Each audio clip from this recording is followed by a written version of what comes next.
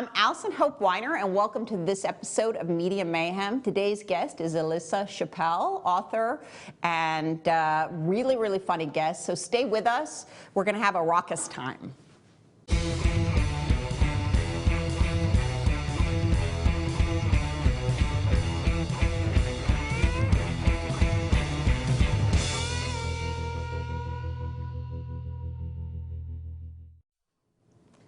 Hi, welcome to this week's episode of Media Mayhem.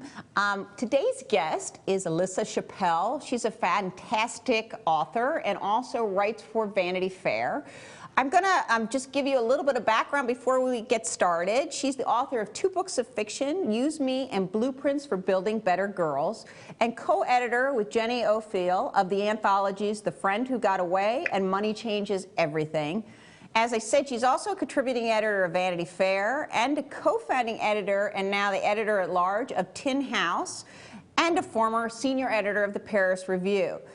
And she teaches creative writing at NYU, and she has also had her work appear in a number of magazines that I'm sure all of you viewers have read. The Paris Review, Bomb, Spin, Nerve, Spy, GQ, Vogue, New York Times Book Review, and Book Forum. We're going to end a host of others, but I really would like to welcome her right now. Welcome to the show. Oh, I'm so happy to be here. Thank you. Now, and you're coming to us from Brooklyn? That's right. Via Brooklyn Skype. represent.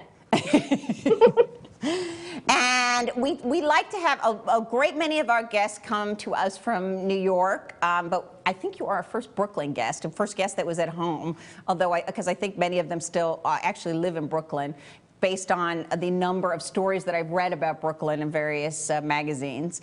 Let me just get right to it, because we were chatting before the show about Blueprints for Building Better Girls, and it's available on Amazon.com, and you can take it right to your Kindle. And if you have someone who is savvy with technology, onto your iPad with your Kindle application, which I actually did. Don't you love that? It's such instant gratification. I do like that, but I also love my little indie bookstore. Yes. Is there one near you where you are? Oh, absolutely. Community Books on 7th Avenue and Park Slope, which is really cool. And I'm getting ready to go to Portland, which of course has Powell's, which is, you know, like Mecca. And you're going to Portland to teach, you said, that you teach a seminar there? I'm going to Portland because my husband and I co-founded a literary magazine called Tin House. And we're actually bi-coastal, so we have an office in Portland and an office in Brooklyn. And in the summertime, we do a literary writing workshop at Reed College. Okay. So we go out there and spend all of July out there, which is lovely. So you take submissions for Tin House from different writers? Oh, we take, yes, lots of submissions. We actually get 1,000 unsolicited manuscripts a month. Wow. And have about 14,000 subscribers. Yes, it's really, it's quite something. And when did you found Tin House? Like how long have you been doing it? Oh my goodness, I'd say about 15 years. It was right, I had been working at the Paris Review for about 3 years. I got pregnant, I had a child, and around that time, the gentleman who is the publisher of Tin House, Win McCormick, called the Paris Review and started looking around for someone to be an editor for him, you know, to start this magazine. And my husband had just left the New Yorker, so it was perfect timing. Well, let me go back to your book, Blueprints for Building Better Girls, because you have a lot of stories in this book about women who are, I mean, there's certain themes that resonate through all of the stories, but about women who are rather powerful and not necessarily embraced because of that power, and you kind of put some messages in about it, about your thoughts about it. So let's just, thematically, I just wanted to ask you, because it's very rare these days where we actually get to listen to how women think about different things, and also where somebody is embracing that and almost, and certainly in the book, questioning those people that don't accept a powerful woman. I mean, it's not as if there's a problem with your character for being powerful. I mean, it's just, it is what it is. And I wondered, is this like a theme that you you purposely put into the different stories, or is it something that just tends to rise up or tends to be present in a lot of the different things that you write?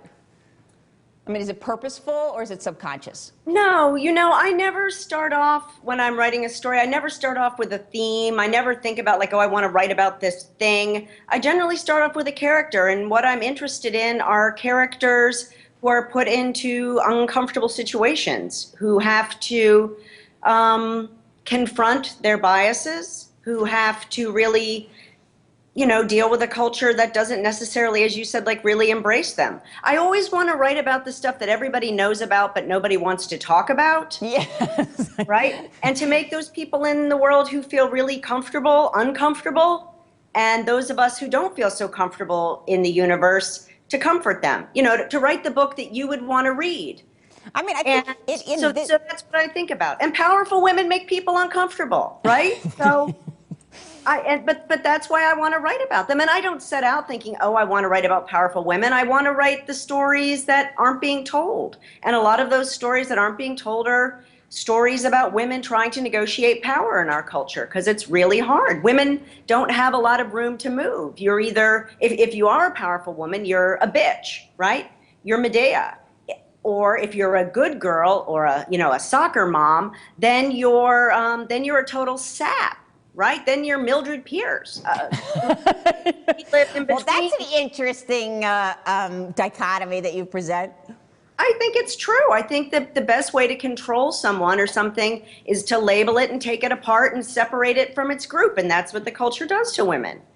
Do you think that has changed at all, like say over the last 15 years, right? When you're writing that that navigation of power has changed in any respect for women? I know a lot, my question is, I know a lot of people think that things are totally different for women, and when I raise this point, even on the show, people sort of slap you back down, sort of like, what kind of problems could you possibly have? Could women possibly have? Oh, well, here's a list of problems we could possibly have. Yes, I think things are different, but I don't think they're vastly different. I mean, all you have to do is look at legislation that the GOP is trying to pass right now. Look at how far backwards we're being pushed. We still aren't paid the same amount of money for the same work. These new rules and laws and bans on abortion and when does life start, and that stuff is madness. My grandmother could never have imagined that we would have made so little progress. I mean, what kind of progress have we made? I don't know. I mean, I think you posted, it was very interesting as I was looking on your Facebook page, as I tend to do, to see what you were up to. As I tend to do, by the way, I should tell all the people that are on my Facebook page, I do tend to like pry into their stuff. And you actually posted, if we could put this up, a drawing about the abortion debate in Michigan. And just to tell our viewers, recently, the Michigan State Representative Elissa was banned from speaking after her remarks during a debate on a bill that would regulate abortions. The reason, she dared to use the word vagina. And according to Representative Mike Carlton, he said, quote, "It was so offensive, I don't even want to say it in front of women. I would not say that in mixed company," which I guess must mean us. So you turned around and wrote, "The Wombsday Machine and Other Alternatives to the V Word." And I found this to be hilarious. And you actually, this was sort of it was in reaction to this. Could you just talk a little bit about what prompted you to do that? And I have to, just before you do that, I have to read just a little bit of some of your possibilities. Baby chute, baby cannon, baby hole, hubby hole, where daddy's ding dong goes, Nancy, and you said, I chose Nancy, your husband may choose your name, may choose to name your vagina something else entirely, Ernest Borgnine. Because he owns it, really, it's his. So tell me what I guess this feeds into, do you think that is your response to what I consider an absurd debate about the use of a body part in Michigan? Is this your response to write something that's just to make fun of it? And what prompted you to do this, to write this? No, my response when I am upset, when I am angry, my response is almost always to confront it with humor. And in this case, I really had to write something because I couldn't stop screaming. It's so ludicrous. It is so, it's beyond the pale that, this is offensive. And I wouldn't use this term in mixed company. That just boggles my mind. However, these are also people who equate, if a woman is forced to carry a child that is no longer viable to term and must give birth to this child, akin to birthing a dead calf. So their relationship with women is already pretty surreal. I wrote it because immediately all I could think of were all these words, and a lot of these words on my list are words that people are already familiar with. I just wanted to shout. I don't think so. Oh, really? I think you made up. I think a few of these may just be yours. I did make up some of. Yes, I did make up some of them, but I didn't make up all of them. Some of them you will recognize, right? Pussy, right? Yes, yes. You can't take credit for that one. I get it. I got it. I can't. The Wombsday machine I can take credit for, which makes me happy. And the hubby hole. Well, let me ask you, do you think, I mean, is there, I see that you're writing, I mean, this wasn't generally what you were writing about politics or reaction to politics. What is it that's prompted you to become so political? Because I think we see this with a lot of female writers. I mean, you're not the only one, and I obviously felt akin to a lot of what you've been writing and your response to different things. But what is it about politics today that has sparked you to write about it? Well, I'm being attacked. I grew up very small. I grew up feeling kind of invisible, which is part of the reason that I've always written fiction, written bad poetry. When I am attacked, I'm going to write, and I'm going to strike back. And right now, I am being attacked. My mother's being attacked. My daughter's being attacked. Friends of my daughter are being attacked. All women. It's open season on us. And so, you know what? That's not cool with me. I am coming for you.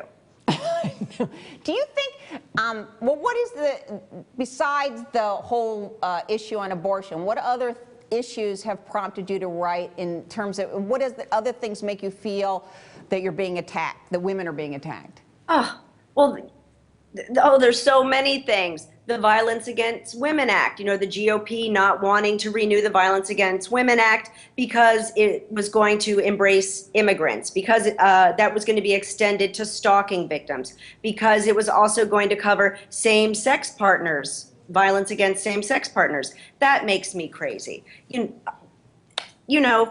Marriage equality, not being paid the same amount of money. How about this whole crazy nursing debate, right? One thing that makes me very, I can feel my heart rate rising. I know, I should have gone easy, but I think that it's important because I think writers, I mean, certainly your work is a window into what a lot of women are feeling. And so I think it's important that for people who are watching the show to understand what it is that you're responding to and what it is that's prompting you to write some of the pieces that you're writing now. I mean, they're entertaining, but I mean, you're speaking about today's culture, and I just wondered what it was specifically that prompts the art. I mean, because that's it. What is it that inspires you to speak back or speak out in your writing? Well, it is funny, but I am dead serious about this stuff. I mean, I am dead serious. And one of the things that I've been touching on in my writing is it's not men that are the problem here. It's a lot of this bad legislation and a lot of the attack on women's rights is coming from people like Governor Jan Brewer of Arizona, crazy Jan Brewer. It's not all men. I want to make that really clear. A lot of what I am reacting to is woman on woman hate, right? This girl on girl hate. Seeing, I don't know if you saw the cover of Time, which had the woman breastfeeding her son who's standing on a chair. Yes, we actually have it, if we could put it up. I mean, I actually did, and yeah, what was your response to that? Okay, on a purely personal, visceral level, it was, ugh. You know, is when a child can unbutton your blouse, you know, move your bra aside and be like, oh, I want some nani, you know, with my sushi or whatever they're eating in Park Slope, or mom's there forcing her tit through the chain link fence during recess. That's not my thing. However, I do think if that's your thing, fine. Okay? I don't like it when women start going after other women in that way. So you know, we were talking about this and the whole issue of women and women hate, and it's something that I actually brought up when Amy Sherman Palladino, who writes Bunheads, was on the show, and we were talking about a tweet from another successful woman, Shonda Rhimes, who is the creator of Grey's Anatomy and Private Practice, and that Shonda went out of her way to attack Amy's show as not being racially diverse, not lacking in racial diversity. Right, like what Lena Dunham is getting for girls, the same sort of thing. And you had an interesting, first of all, I just get your response to that before I make my point. And what was your response? You had a very interesting response to a writer's lack of diversity in their material. I mean, when you said to me that writers, you know, they write what they know. Right, we write about what we know, and if you know anything about the publishing industry or you know anything about the entertainment industry, it is largely dominated by white people, a lot of white men, and that you know, we're writing about our experiences. You know, poor Lena Dunham is being held up as, you know, she has to be, you know, she's this feminist writer, she has to be everything to everyone, and she has to create a show that's racially diverse and religiously diverse, culturally, you know, she's got to do everything, be everything for everybody. And that's madness. And it's fake. She's writing what she knows. I mean, that's what we tell our writing students over and over again. Write about what you know, write about what you know. The most important thing is authenticity. Well, guess what? I don't know how many Latino ballerinas there are, or African-American ballerinas. Obviously, there are some, but probably not as many as there are white ballerinas. Or certainly some of those groups don't have the opportunity to devote time and money to pursuing that. Get off her back. My feeling is, though, is that women in positions of power often don't have any space for, or they're concerned that if they support other women who are powerful, that they will lose their position, that there's only room for one. And you and I were talking about it, and we were also talking about in terms of the breastfeeding, that there's, when women make certain choices, which is supposed to be an offshoot of the women's movement, then we criticize each other for those different choices. It's wrong when you're breastfeeding. It's wrong when you're not breastfeeding. I mean, it's this group against that group, the moms at school against the moms who work, the moms who write, you know, a white show against the moms who write a show that has, you know, black African Americans or Latinos on it. So I wonder, when you're looking at the universe, I mean, you saw that Time magazine reaction as women against women. I didn't see it quite that way. Well, I don't know that it's so much women against women. I would just like to think that women would be a little bit more, I don't know, maybe the word is forgiving. Maybe that's not fair. I mean, maybe it is just a total human issue. I feel really sensitive these days about women going after women. I really do. I just think that it's an ugly thing. I understand it. Look, growing up, most of my best friends were boys because I trusted boys more than I trusted girls. And it would be nice if we could paint the whole world in just, oh, we're just all human beings. But, you know, men and women are different.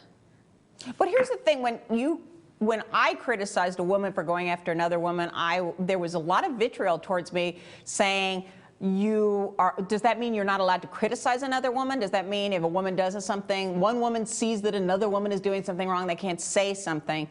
And my response was, on television, there are lots of other shows that lack diversity that Shonda could have spoken about. And I certainly feel the same thing is true, that when one woman manages to get a partnership at a law firm, maybe you could criticize one of the guys, because isn't it hard enough for that one person to have gotten to any level of success in a male-dominated business? If we don't support each other, you can expect that we won't be supported by men. So if we don't support each other, then we have no support in any kind of corporate structure. Right. I And I mean, think it's also worth noting that Shonda's show was about a huge hospital, right? right. And A huge Amy hospital of really good-looking people. very good-looking people, yes. And Amy Palladino's show is about, if I understand correctly, it's about a small elite ballet class, That's right? correct. That's correct. And by the way, she's got some diversity coming. It was one episode. I mean, but it you I don't know. know. I probably shouldn't even be commenting, considering I don't really know.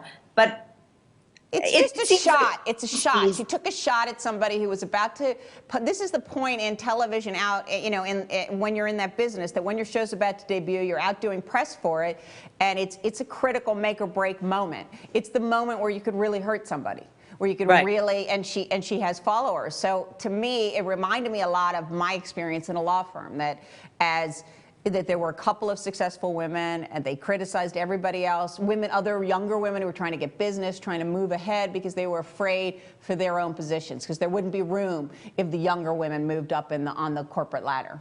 Well, it's certainly that way in publishing. I mean, my experience in magazine publishing has been the same. It's a, male-dominated, generally white community, and there isn't a lot of room for women. And the women that do have jobs there, yeah, there's this sense of we have to fight each other to keep these positions, and we're constantly auditioning for the men, right? And that's unfortunate. And also men are really used to helping men. Women are not quite so used to helping women. I think that's why we have stayed in the same place. I mean, basically. I mean, I kind of tend to agree with you, but do you think that failure to reach out a hand to each other has kept us from getting ahead? I feel that way. I think that certainly is part of it. I think part of it is that there's still this, it's still dirty to be a feminist. My daughter is she's 16 years old. She started a feminism club at her school, and people are saying things like, well, why? We don't need a feminism club. What's that about? Or, making the joke, hey, why don't you get back to the kitchen? It's young people. I'm sorry, aren't explain to me, what is the response to that club? I'm sorry to interrupt you, but what is the response to your daughter starting a feminism club? What is the negative reaction? What are they saying? Why don't you go back to the kitchen? Ha, ha, ha. These are 16-year-olds. These are boys and girls who say, well, I'm not a feminist. I wouldn't call myself a feminist. We don't need feminism. And to those people who say, oh, I'm not a feminist, you ask them the question, do you think women should have the same rights as men? And they say, well, yes, of course. Oh, well, guess what then? You're a feminist. You don't have a vagina. You don't have a dick mitt. Don't say that word. Yeah, no. But yeah, you're a feminist, and that's a dirty word. Do you think that your writing, would you consider your writing to be feminist? I mean, certainly do you think that when you're writing about women, that it has a feminist bent to it? I don't set out thinking that. I'm just writing what I know. I'm just expressing my opinion. When I set out to write Blueprints for Building Better Girls, it wasn't my intention to write a book that people would say, oh, this is so feminist, or that men who read it would come up to me and say, why aren't there more men in the book? What's with all the feminism? I'm just writing what I'm passionate about. And I guess I'm really passionate about women's issues. Being a woman. Because I think, to me, I think that you touch on what women think about issues that they're not allowed to express, or they don't feel comfortable oftentimes expressing, like a miscarriage. I mean, it's something that, yes, it's a tragedy. Everybody clicks their tongue and shakes their head and feels empathy, but then we don't discuss it. Right. And you wrote a story where a woman has a miscarriage and her husband, they end up adopting a shelter dog who becomes like their surrogate child, but sort of also fosters the wedge that is growing between them over a considerable loss. But there's so much incredible humor, and the woman in the story deals with what happened to her in such a frank way that it even makes her husband uncomfortable. Yes. Well, I think anytime we tell the truth about our experiences, we can make people uncomfortable. And it is my hope that I'm telling a story that needs to be told. I think that's the job of the writer, to say what people can't say, to say what we all experience but can't talk about. And when I'm writing the story and I get to the place where I think, oh, I shouldn't say that, that's when I know I have to say it.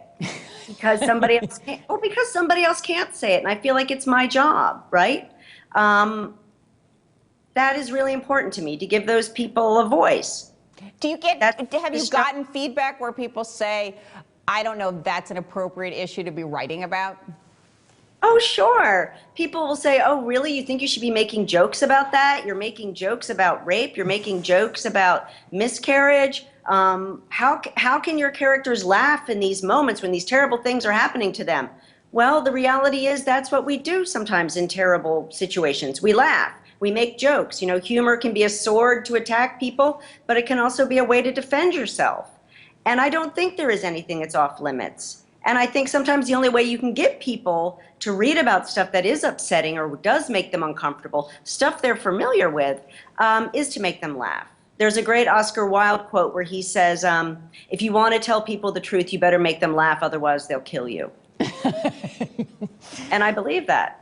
Well, you and I were chatting about the passing of Nora Ephron, and I was curious because there was incredible humor in her observations. I don't think that the edge is her edge, and her writing is pronounced as the edge that's in your writing, or that it was that she dealt with the taboo subjects to the extent that you have, except for, I have to say, except for Heartburn, which was kind of where Nora Ephron was writing about her marriage to Bernstein and of Woodward and Bernstein, and actually sort of used it as a club, like to beat him into submission. I know.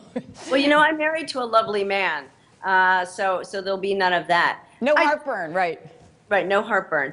I think a lot, until I started writing about politics, in my fiction, I'm lying a lot. I mean, some of that is felt, some of it is stuff that I've experienced, but a lot of it is made up. And I think if you're making stuff up, you can be a lot harsher. You can be sharper.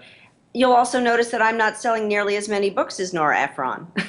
Yeah, well, you know, I'm not necessarily a big crowd favorite yet.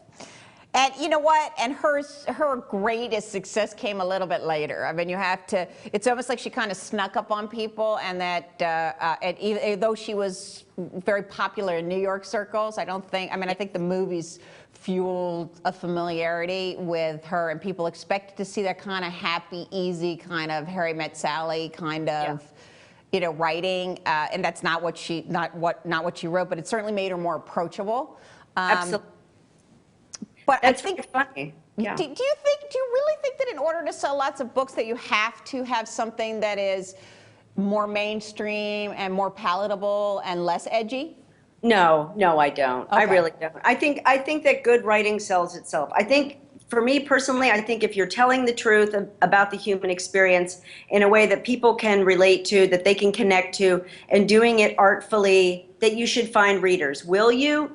No, you know, who knows? Certainly some of the very, very best writers I know, their books aren't being read. Some of them, their books aren't even being published. But I don't think you can think about that when you sit down to write a book or make any kind of art. I mean, I live my life like it's college radio. I write as though the only people who are paying attention, you know, are my mother and my sister and a few friends. And that way I can be really truthful. It's hard. That's a hard question. I don't know. I don't want to think that. I think people are generally really smart. I think increasingly we don't read stuff that is counter to our, you know, already counter to how we see the world, our opinions, certainly if we're reading political books. But I would love to think that one day I would sell millions and millions of books. And certainly, when people say that what I'm doing is like, oh, these women are dangerous, or oh, these women are so out there, or, you know, you're being so radical, I don't see that at all. I'm like, do you talk to women? You know? I don't think it's radical. I think I mean, what you're writing about isn't radical, but the truthfulness of it is unusual because women, as I said, are used to keeping those kinds of thoughts about a miscarriage, thoughts about burgeoning sexuality. Being a teenager and your first sexual experience is usually something that you would share with a girlfriend, and certainly not even not in the honest way that you write about that kind of thing. And even if it's made up, it's certainly something that other people can relate to because it comes from a truthful place. It comes. Well, that makes me happy. Right. I mean, so I'm just saying that I think it's probably best, I guess, that you don't look at it as being anything radical, because it would probably impinge upon the honesty of the writing. Right, exactly. One of the stories that I really feel strongly about, was really pleased to write, is a story called The Joy of Cooking, which is all about adult anorexic and her mother having a talk on the phone, and the mother's teaching her how to make a chicken. And every single story that I've ever read about anorexia, every after-school special, you know, the daughter is the victim and the mother is this just harridan, just this dragon who just beats on her daughter, makes her life hell, you know. And the truth is that that's simply not the truth. That's just not reality. So I really felt very strongly about writing a story that took the mother's side. Nobody ever takes the mother's side. No kidding. No, Yeah. and so in a lot of cases, the stories where I'm going to take that person's side. Nobody writes the story about the party girl. Nobody writes about the girl gone wild girl in those videos, because everybody dismisses her as being beneath interest. She's just a type. You know, that woman has a mother. That woman grows up to be, a lawyer, a stockbroker, maybe a Supreme Court justice. But the fact that we write them off like that, or assume that we know them, makes me a little crazy. Well, I think that the overt sexuality, or the, I guess, promiscuity of a young girl does render her irrelevant in a lot of people's eyes, as opposed to the promiscuity of a young man, which is to be expected. Right, absolutely. And it's in our culture, we sexualize little girls. We put them in halter tops and booty shorts. We make them wear T-shirts that say, I'm too pretty to do my homework. I make my brother do it for me. And then we call them whores. Right. After we dress them up like whores. And then we tell them not to have sex while we show boys pornography and lots of movies where there's overt sexual activity. It's really confusing. It's confusing to boys and confusing to girls. I have a son and I have a daughter, so I see it on both sides. And it's really sad, because it's messing with everybody's sexuality. I don't think it's that confusing for boys. I mean, because I think that whatever mistakes they might make, I'm making a judgment here, but whatever adventures they might have throughout, it's expected, it's excused. Right. It's part of their nature. And for a woman to do that, like I said, she could potentially, either she has to hide it as she becomes right. older, just as I found, at least as I went into like a corporate career, you had to hide your own sexuality, because that's more threatening than anything you could possibly say. Absolutely. Even us. I mean, like even me. I mean, and I said a lot. I think that we need to teach young men how to respect young women, but I think young women have to also be able to own their sexuality, and when they want to have sex, say, I want to have sex, not feel like they have to lie about that or pretend like they don't want to have sex. I just feel like it is a complicated issue. Boys have to be taught it's not okay to rape girls. Girls have to be taught, you know what, if you want to have sex, you need to give, clear, sober consent. You know, and boys, if a girl wants to have sex, she will give you clear, sober consent. But until these two groups start talking to each other and start talking about sex as seriously as the subject demands, we're going to have this kind of inequality, and we're going to have a lot of people getting hurt. Well, you have to actually give young girls permission to talk about sex. They're supposed to, they separate them in their sex ed class, and so they'll be comfortable and they can quietly ask about that part of their body they're not allowed to say. So, right. No, that's right. I'm going full circle girl here. Cave. Sorry, what did you say? Girl cave. Yeah, no, I thought it was good. What's going on with my pink mink? Oh my God. I have to ask you this last question about your maternal instinct before I bring in producer Nick, what you wrote about, because I think that women also are expected to embrace motherhood as if it's like their absolute genetic or physical destiny, and something that they all would enjoy and something that they naturally acclimate to. And you wrote, yeah, you should please talk about, and my question is, or my statement is, talk about what you wrote about it, because it is so honest and so resonates with me, and so funny about becoming a mom and what your thoughts were. Oh my goodness. Well, first I wanted to say that I think that one of the things that's really, really terrifying to our culture is a woman who doesn't want to become a mother, right? If a woman without a husband is scary, a woman with a husband who doesn't want a child is terrifying. No one knows what to make of that. That's really quite something. And the idea that every woman should want to be a mother has probably inflicted a lot of children on the planet, inflicted the planet with a lot of children who are very unhappy because their parents never wanted them and their mother never wanted them. I grew up, when I was a kid playing, house, I always wanted to be the dog. I didn't want to be the mom or the dad or the policeman. I wanted to be like the dog or, something fun like that. So I never grew up thinking that it would be great to be a mom. I had a great mom. I guess I maybe always was someone who people tried to mother, maybe take care of. So when it came time to have a child, and I got pregnant in part because my father was diagnosed with inoperable lung cancer. And I thought immediately, I want to have a child. I want my father to bless my child. So I got pregnant. So I never heard that little alarm that some people talk about hearing, that little baby alarm. So when I had my daughter, I was really terrified. They put this leaking, playing naked creature in your arms, this grub, this narcissistic, parasite, if you will.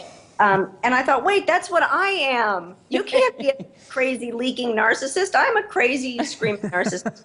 So it scared me a whole lot. And I actually went into therapy before I had my daughter because I was really concerned that I didn't have a maternal instinct. And I had such a great mom that I was really worried that there was something wrong with me. And I remember my therapist saying to me, if you love this baby half as much as you love your cat, Cowboy, you will be fine. But it did take some time. I was really scared. Part of my fear of having a child or fear that I didn't have a maternal instinct was that I'm a really rotten liar. And children demand honesty, right? That like horses, they can smell when you're afraid of them. Yes. And they can tell when you're lying, when you're an amateur, and I'm a big amateur. So I thought, well, what will I do when they ask me, does God exist? Why is that man on the street begging for money?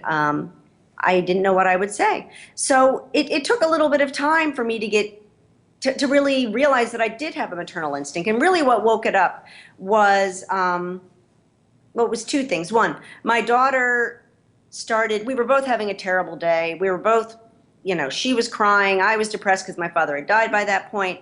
And I put on some Nina Simone. And Nina Simone was something that my dad loved. It was something I played a lot when I was pregnant with Isadora. And I just kind of held her, and we were both sort of miserable together. And then I kind of started dancing, and she laughed. And I thought, oh my God, she laughed. I can make her laugh. That was huge. Something we have in common. Something we have in common. It made her human. The other thing was we were on a beach together in Costa Rica. We had nothing with us, just like our little canteens, our day packs. I put her in the sand. She takes she puts her hand down, grabs a handful of sand, and pushes it into her face, and she's covered in sand, and I didn't know what to do. I mean, I couldn't take a towel and wipe her eyes. I couldn't dunk her in the ocean, so I licked the sand out of her. And I thought, well, there you go. That's having a maternal instinct, right? Totally. That's the beginning perhaps, of being a mom when you start licking your kids. They love that. Well, yes. Right? She wouldn't be very happy that I just shared that anecdote with you. But. But it's just so, to me, I find it refreshing because I think there are plenty of people that think that. I was saying to you, we were chatting about it, that I think people lie that they have that, or they love babies. I mean, how is that possible? It's like saying you love human beings. I mean, you can't love all of them. I mean, and even babies have personalities. They come with a certain je ne sais quoi, right? They come with their own. And I always said, oh, I don't like babies. And my children will sometimes tell people, oh, my mother doesn't like babies. My mother doesn't like children. I said, I like children just fine. It's people that sometimes I have a problem with. Indeed, I find children now to be some of my favorite people in part because they don't lie. Yes. Because they're very straight. And I'm taller than a lot of them. So I can, dominate them physically, which is big for me. Well, let me stop you and bring in producer Nick so he gets an opportunity to chat with you. I mean, I got a little carried away, so we went a little bit long. So let me just turn over the mayhem round to producer Nick. Hello, Elissa. Hi, how are you? I'm good. How are you? I'm swell. Good. And hello again, Allison. We're gonna switch gears and let Nick take over. We worked ourselves up into a tizzy, at least I did. Well, I think So, I think we should keep it going. I don't see why we can't carry on this should we track. go back to the vagina discussion? Well, you know what? We absolutely could, and there are quite a few things actually that you've said that have struck me. The most recent was talking about kind of opening up a discussion between men and women about sexuality, and there was a headline about Mitch Albom, the writer who read 50 Shades of Grey, and the headline is "My 50 Shades of Newfound Embarrassment." And he talks about basically if I remember correctly, the opening line of the article is, I discovered that I am a prude. And goes on, he says, I want a little less P word, a little less V word, a little more mystery, and a lot less detail. Yes. So that's his opinion, but this book that's been out for about 6 months now is just huge. I'm wondering, is that a tool that could be used to open up a discussion about sexuality between men and women? Because that book seems to be absolutely everywhere. It's funny, my 12-year-old sense, when you said tool, I was like... No, but you know what, me too. I was like, poor choice of words. Sure. I find this book hard to take seriously. Mm-hmm. However, I think the phenomena is really interesting. For me, I've paged through the book. I find nothing sexy about it.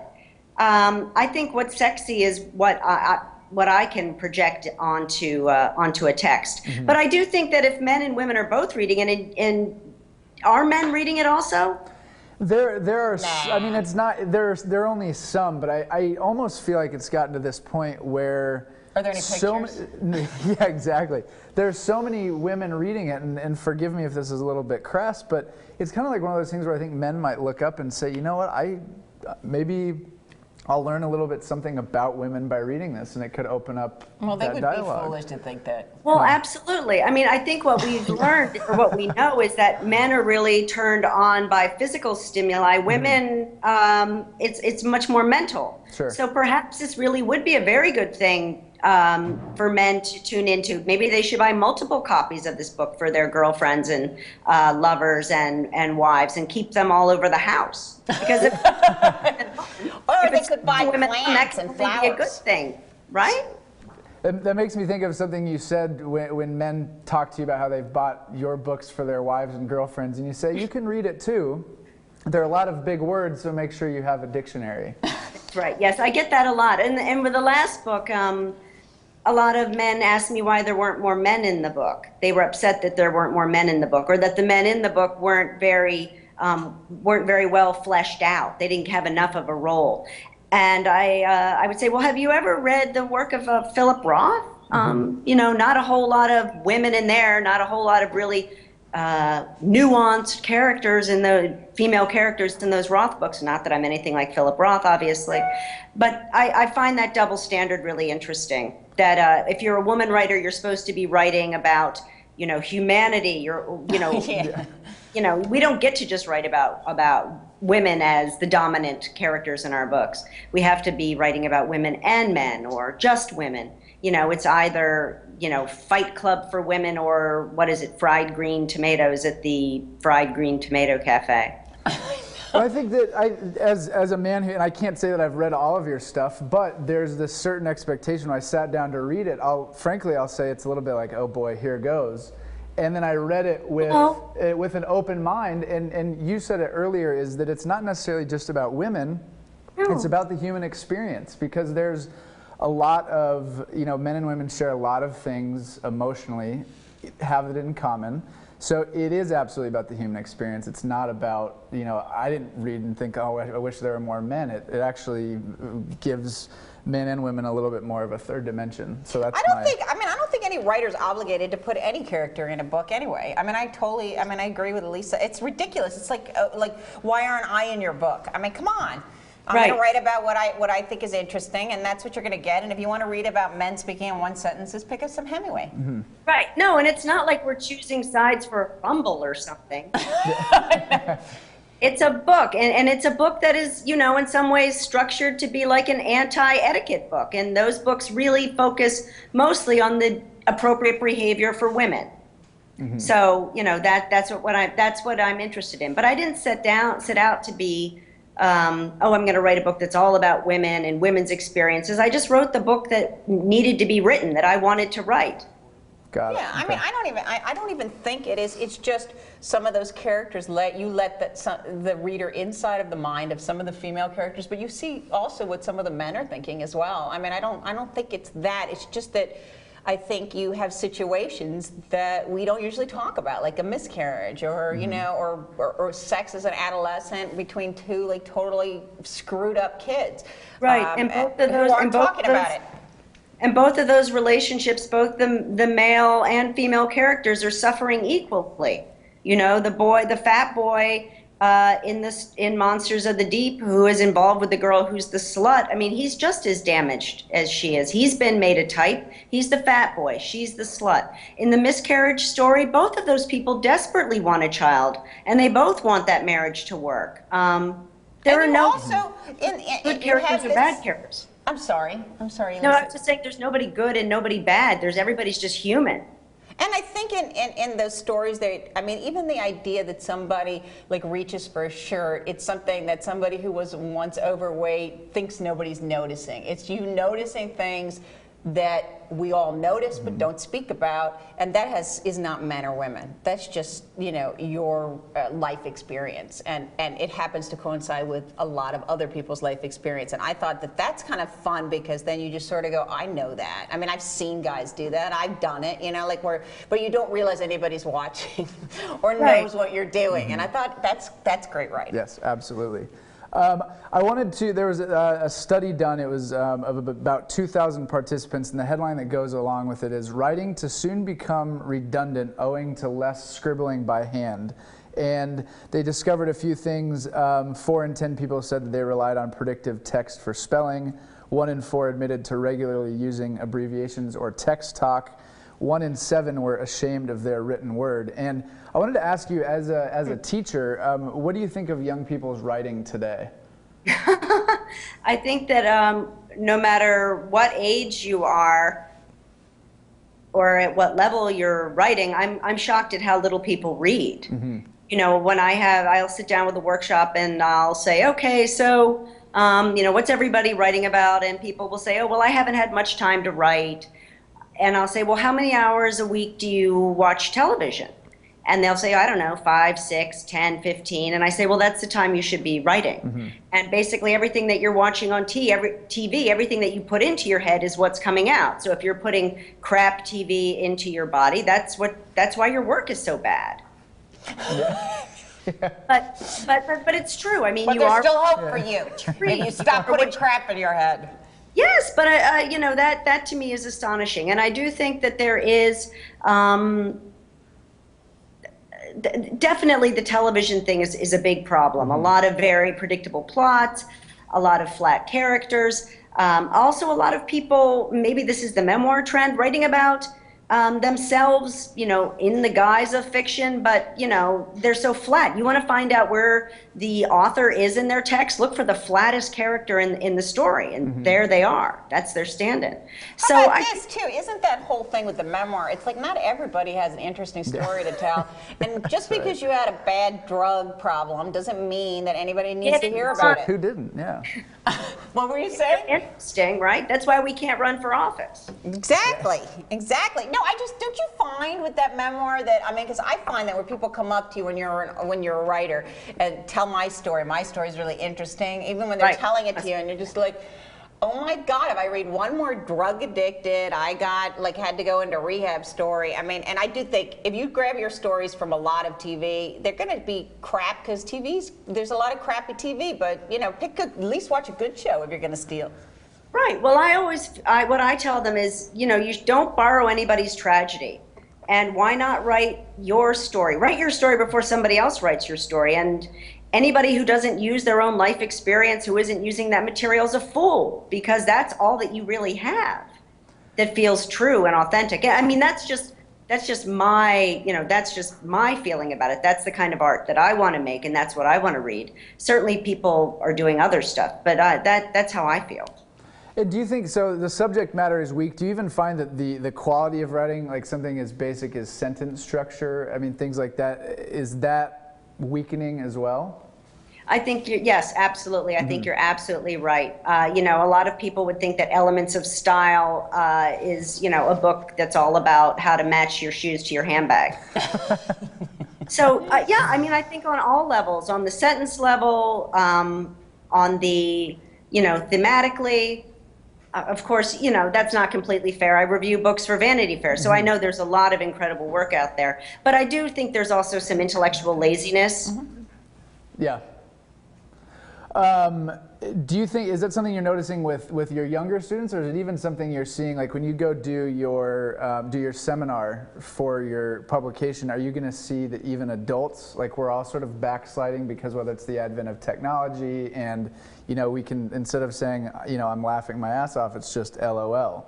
Right. And you know, I'm teaching, when I'm talking about my students, I'm talking about college students and MFA students. Right. So it's not kids, it's people that should know better. But you're not, your problem is, I mean, I think, Nick, what she's saying is that the problem is with what you put in, Sure. because that's your inspiration, and that's like where, it's even if it's subconscious, if you're not reading really good stuff. I mean, that's how most of us learned how to write, at least I did. It was you have to read a lot. You have to see what other people have done, even to do your own thing, if you want to do something different than what somebody else has done, right? I think there's also the problem, though, and I find this mostly with female writers, sorry to keep talking about female writers, but they need to be given permission to write their stories. They don't think that what they've experienced necessarily is all that interesting or that anybody would give a damn. So some of it is being able to you know, give them permission, even to call themselves writers. Years ago, when I was in a program at NYU getting my MFA, I had been for years working at magazines, newspapers, and wrote on my tax return, writer. But if you asked me what I did, I would have said, oh, I work in a magazine, you know, or I don't know, I write some things. I wouldn't have said I'm a writer. I certainly wouldn't have said, oh, I write books. But if you ask a man, they're much more comfortable saying that and comfortable saying, I'm a genius. So I did this seminar with Toni Morrison, and she said, I don't know why it is, but a lot of women have trouble calling themselves writers. And if you have trouble calling yourself a writer, I give you permission to call yourself a writer. And I just started to cry. And I think that there's a big problem with that. I think that some women need to be given permission to write the stories of their lives. But if you're going to sit around and wait for permission, you're going to, you know, you're going to get your ass kicked. You're not going to write your stories. Someone else is going to do it. And worse than that, you're going to write bad stuff. I have no interest in reading anything if there aren't some bloody fingerprints on the page. And the only way you're going to get bloody fingerprints on the page is if you take some risks. And I mean real emotional risks. And if you're not doing that, I'm not interested. So, you know, the 30 Shades of Grey or 50 Shades of Grey or 2,000 ways to tie up your girlfriend, you know. I'm just not, I'm not interested in it. No matter how, unless they have a lot of different ways of saying vagina, in which case, then I'll pick it up. Because I'm always looking for new ways to say vagina. You better make sure they're not plaplagiarizing you, because you've got some good ones. Yes, well, I'm sure I'm plagiarizing some people there, too. Fair enough. You are definitely our vagina authority. If there is, Yay! when you come on this show, if there's somebody's coming on. Well, I have to thank you for being with us today. We have come to we are out of time, but thank you so much for your input, for your writing. I guess I should say thank you for that, but also for what you had to say about writing today. And it's important, and you don't mean to be harping about women. It's important for somebody to say those things, that women have something to say. I mean, some women, you know, if they also have some talent at writing, but that what they have to say is valid, and it's important for somebody who's written what you've written to tell them, like, come on ahead and join the club. Like, give me, you know. So I think you do a service for women who are writers, to give them permission. So thank you for being with us. I hope you'll come back.